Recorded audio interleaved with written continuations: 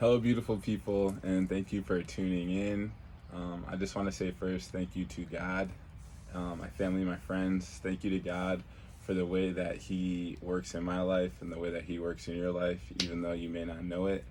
Today's not Modality Monday, but I did think that it was important to touch on the subject that I'm going to talk about today, which is something that I've talked about before, and that is fasting. I just completed a 7-day water fast followed by a 2-day juice cleanse. So I will be breaking my fast today, and I'm excited. So cheers, stay hydrated.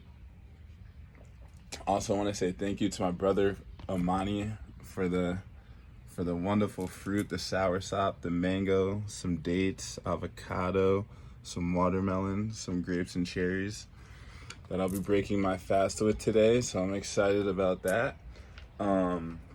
So let's dive into it. We're going to talk about why it's important to fast, how to properly fast, and the right way to break your fast. So, why is fasting important? Fasting is important for your health, for your spiritual life, and your discipline and mental. So as far as health benefits for fasting, there's a process called autophagy. And autophagy is essentially really basic right now. I'm not going to dive, this video is going to be brief.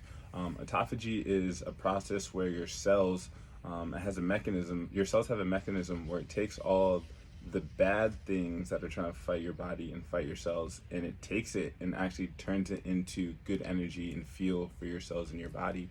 So the more you fast, the more you add a level of oxidative stress to your cells.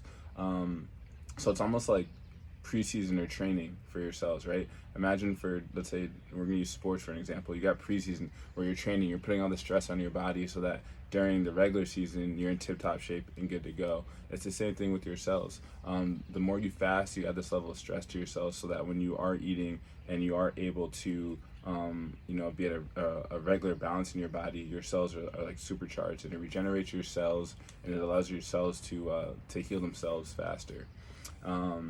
And also, the medical industry frowns upon fasting, even though it's very beneficial. And the only reason I can think of that they frown upon it is that if you're healing yourself and taking care of yourself, you're taking away money from the medical industry. So that's something that I think is very interesting. Another good reason to fast is the spiritual connection. It's hard for you to connect with people or somebody if you can't really imagine what they're going through. So for people that have less than you have, or people that are starving or homeless out there, or whatever's going on in other countries, it's a good way to relate to them by fasting. So you can kind of maybe put yourself in their shoes a little bit. So it gives you that connection with others and also that connection with yourself. A lot of the times we eat for comfort. We have certain vices for comfort, and when you don't have these comforts, when you can't go to these vices, it forces you to sit with yourself and really purge your emotions out. And I found a lot of like personal healing just through fasting. Another big component about fasting and why it's beneficial is the discipline and the mental. For my journey, I was someone that's very undisciplined before. I ate a lot of crappy foods. I went out a lot and did a lot of things I shouldn't have been doing, and having to sit with myself and just drink water all the time allowed me to gain the discipline and clarity and the mental that I needed. So those are just really briefly some benefits for fasting. So how to properly fast. Usually, you want to work your way up. It's kind of like anything, you don't want to dive right into it. So how I started intermittent fasting, which I've spoken on before. You have a time period where you're allowed to eat, say 6-hour window. Outside that window, you're not allowed to eat. And usually, I think I started with a day. So I started doing 1-day fast where I was just not eating for a day. Then I worked my way up to a 3-day water fast, eventually a 5-day water fast, 7-day water fast. And then eventually I was able to hit a 21-day water fast, which I have a video about before you can check out. And while you're fasting, you definitely want to rest. If you are going to work out, maybe work out the first day where you have more energy. And then anything besides that, you kind of want to recover and let your body, heal, because that's really what fasting is for, is for you to heal and for you to take care of yourself. Again, if you're going to work out light workouts, maybe instead of running stairs, you walk some stairs and go on a walk. And fasting's just been a huge game changer.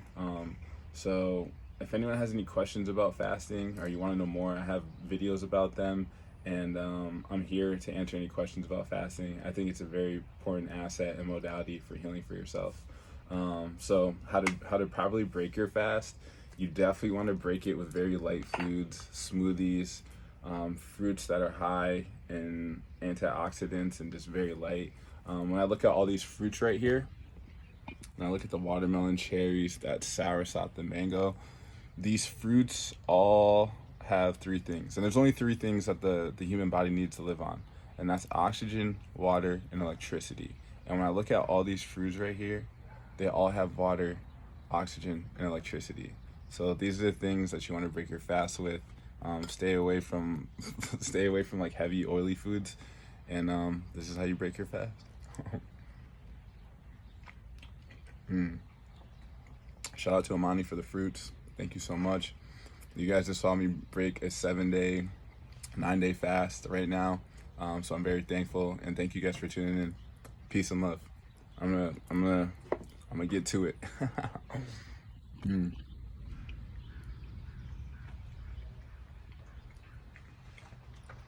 We either having our dreams or living our dreams.